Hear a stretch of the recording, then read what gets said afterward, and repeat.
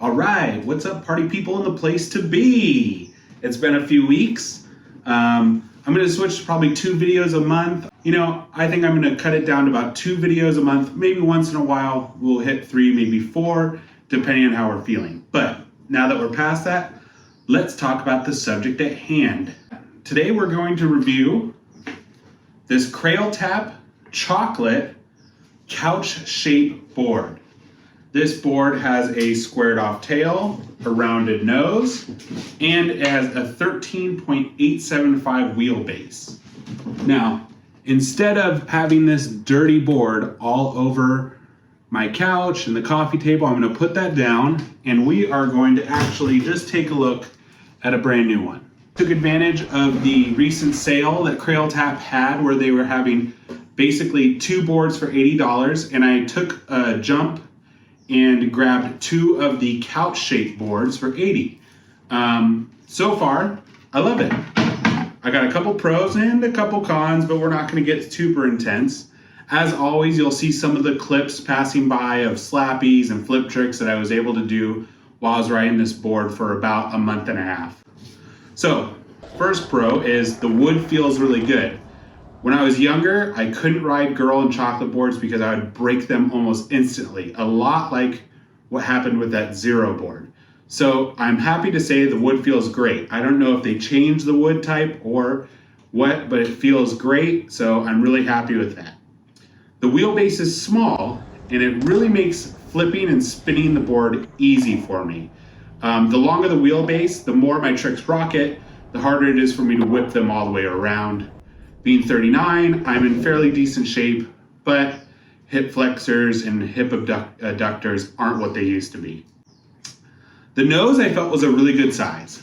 It's about 7 inches from the bolts, whereas the tail is about 6 3/4. So the nose is really good. As you know, I love nose slides, so I was able to get my whole foot right on that nose and slide for as long as I wanted. I didn't feel like my foot was slipping off either side. Let's go to a con so that we don't end it with a bunch of cons. This small wheelbase, I loved it for flips and spins, but one of the things that I had trouble with was when I would pop the board, a lot of times it felt like my foot wanted to come up higher. So because the truck and the wheelbase was a little bit tighter, it felt like I wasn't able to maybe extend my front leg as much as I wanted to with ollies and switch ollies. So that was kind of a trouble spot for me. But overall, not too big of a con. I got used to it, and I liked the way it flipped so much that I didn't really care. Another con is related to the wood, is the wood felt really good, and it still feels really good. But what I've noticed is it's really hot out today, and I was skating, and the board felt really bendy. Now, before you go, but he's a fatso. I weigh about 215, so I understand the board's gonna flex a whole lot. Bendier than a board normally would feel in that type of heat. We'll see, it's gonna cool down over the next week. It has a squared off tail. So you can't really tell from here. Let me get up a little bit closer. The tail is a bit square. So it's flat right there. And what I felt, because it doesn't have too much of a taper on the side as opposed to the nose, because the nose has a bit of a taper, it felt like I could flick really good off the nose, but on the tail, I had to be really cognizant of flipping off to the side.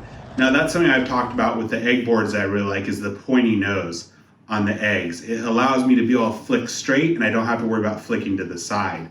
So one of the things I noticed was when I was doing Nollie heel flips, because of that squared tail, because there's so much to catch it right there, when I would do the heel flip, it would turn the board almost like 60 degrees.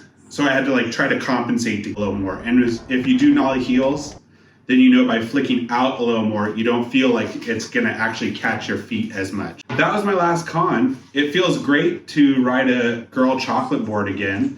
I've been a big fan for years. As you can see, I got my Yeah Right hat on. Check that out, Owen Wilson. Yeah Right, 20 years. And I also have a 4-star tattoo that I got when I was 18 years old.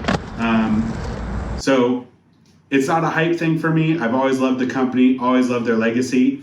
Unfortunately, just as a bigger guy, I just couldn't ride their boards because I would just break them. But this has been such a pleasant surprise.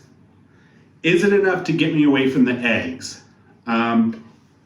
Probably not. I'm probably still gonna ride eggs. I'm not fully convinced that the couch shape is for me, but if you're looking for an alternative to a popsicle and you're not really convinced on the egg, it's a great board. The quality was great, and I've had a lot of fun skating it. And like I said, I have a second one right here. I'm not gonna skate it right after this one. I'm actually gonna switch back to an egg, and I'm gonna do direct comparison about how they feel and which one I prefer. But yeah, that's my review of the board. It felt snappy, it felt light, the shape was great. Yeah, the mellow concave was great. It didn't feel too concavey. There was a point in skateboarding where boards were like really concaved out, and that was not my favorite time in skateboarding. Yeah, it was good. If you're looking to get the couch board, I say go for it. It's a great alternative to the egg. That small wheelbase makes it real flippy, real spinny, and yeah, you'll be good to go.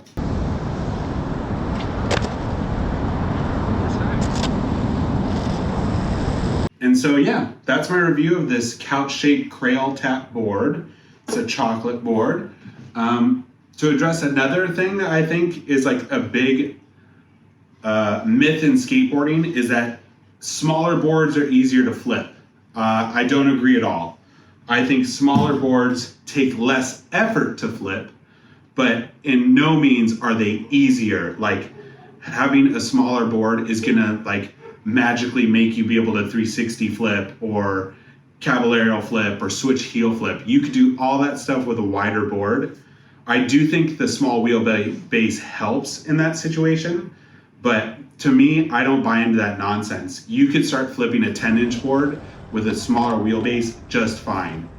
Now, take that with a grain of salt. That's my opinion. I've skated for 30 years and I bought into it. I rode 775 or rode 8 1/4, and all it ever did for me was just break boards all the time. And I'm not like a bad flip trick lander. I don't land on the nose or the tail all the time. So I don't buy into that hype. I think you can flip a wide board all you want. It just takes a little bit more effort than a smaller board. And honestly, once you get used to it, a bigger board feels better when you flip it because you can have it, you can feel the board smack the bottom of your feet. You can see it catch. A smaller board gets really squirrely, and yeah, I'm just not into that nonsense. It's all good. I hope that you all really enjoy your 8 1/4s, but I've done it. I've tried the smaller popsicles even now in the last like 6 months, and they're not for me. I'm gonna stick with the big boys. I'm probably not gonna drop below 8.75 anytime soon. That being said, I have been known to say that and then try a smaller board because the worm gets in my head. Well, that's it, folks. I hope you enjoyed the clips. I hope you enjoyed the board review.